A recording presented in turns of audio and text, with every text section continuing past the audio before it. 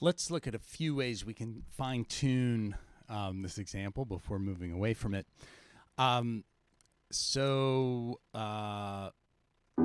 Here we are. One thing I can do is now getting back to the cello instrument. It's a little sluggish in its movement from note to note.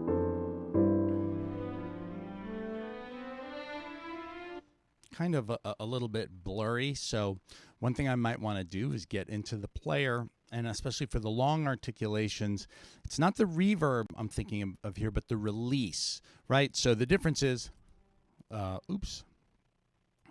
I'm not sure why it's now not going to let us audition that, but I'm going to pull this down a big way, right? The release is how long the note's going to linger, and let's see if we can get a little bit of a tighter sound.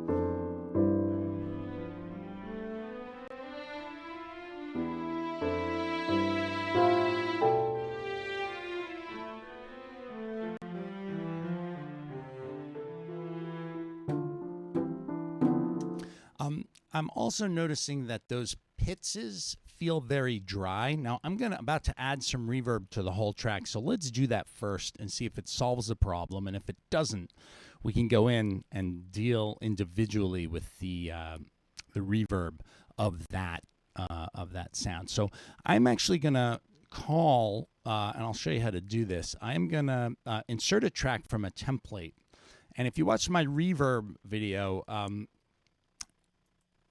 I set up, I'm going to put this, let's put this on the bottom, my effects end. I've set this up now using reverb with convolution impulse response loaded. And whatever you do, whether it's reverbate or any reverb where you've kind of got the setting where you want it, you can simply highlight that track. There's a great feature of Reaper, and say save tracks as track template, and then save it, and you'll be able to recall it, right? So now I want to take this reverb, and I'm going to route some cello to it. Not that much, maybe. Let's go in the middle, and I'm going to route from my folder file, not from the individual right and left hand piano tracks. Drag down here, and let's see how this sounds. Maybe we have room for a little bit more.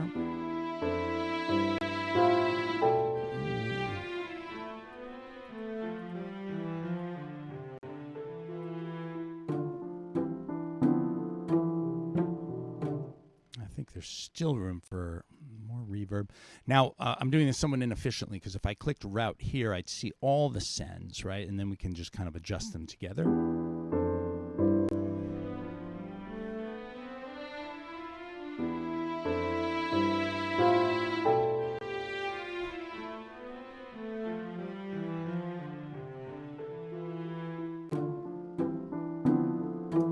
And I'm still feeling like those pitches are a little bit dry. So there are other things I can do with automations and more reverb. We'll look at that later on. But for right now, I'm just going to go to the Pits ensemble, and I'm going to turn up the reverb for that sound. I'm going to turn it up quite a bit because I feel like that's just really feeling artificially dry. There we go.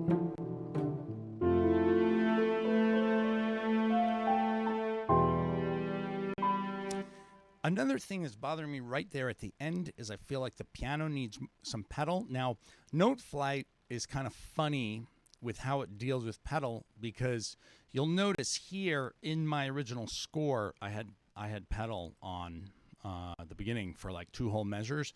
And usually the MIDI information that should be transmitted with that is continuous controller 64. Beyond halfway, right?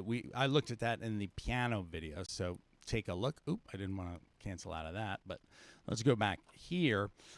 That's not the way Noteflight does it. Noteflight just has all these notes sort of sustain.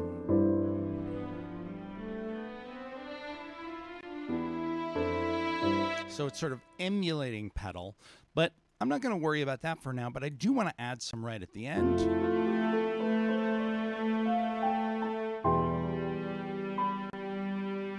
I think that run could use some pedal in bar 9 and then in 10. So I'm going to go here. And again, if you need to go back and watch the piano video, I'm going to go to the hold pedal.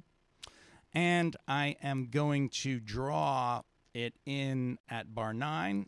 And I'm going to just have it sort of be here. And then I might just, let's just command... I'll draw sort of a re-pedaling right sort of there. Let's get some of that up. And now,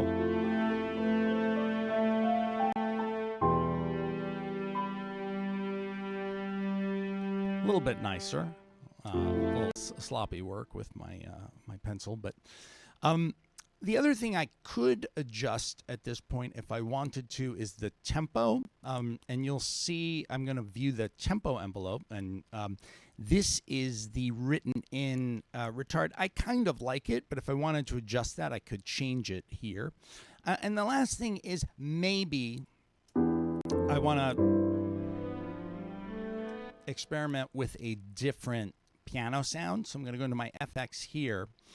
And you'll see, actually, I already kind of started to set this up.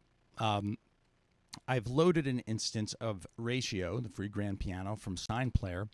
And if I unclick Spitfire Labs and click the Sign Player, let's see what that sounds like. Oh, it sounds like nothing.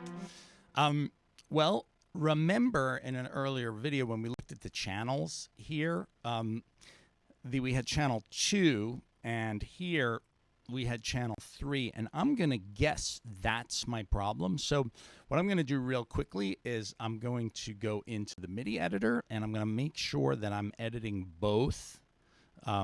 Actually, let's make sure. I think there we go. I want to... I think there's a way for me to do this so I can get both at the same time. But let's see. And what I want to do is select all, and I'm going to just use my shortcut that's going to move everything to channel 1. And now I'm just going to double check to make sure I got these as well. I think I did. And now,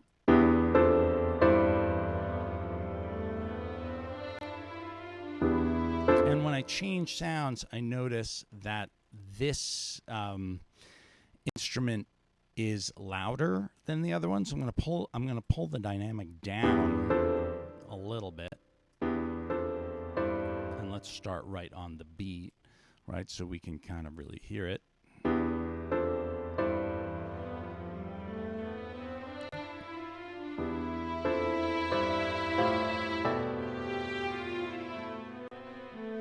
And we can compare that to the other one. Let's see what that sounds like.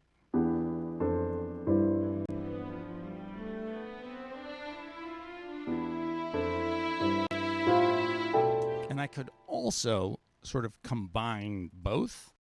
Pull this volume down a little bit more maybe.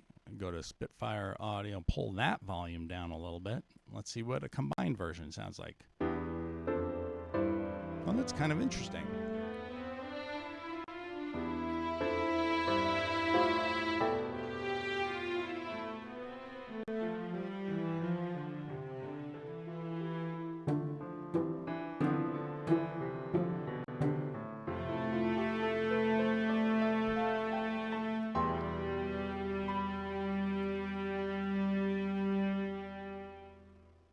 In any case, I feel like we're a long way from where we started, which was here.